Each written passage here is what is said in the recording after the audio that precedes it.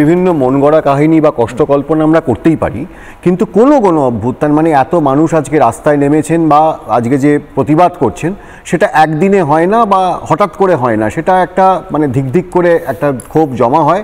সেই জমা হওয়ার একটা স্ফুলিঙ্গ বা আগুন একটা দিন তো দেখা যাবেই।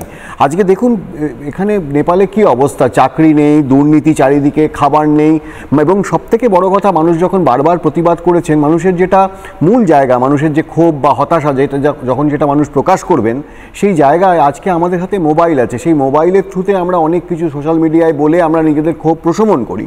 সেই জায়গাটাও যখন আটকে যায় তখন তো মানুষের কাছে রাস্তায় নামা ছাড়া কোনো উপায় থাকে না।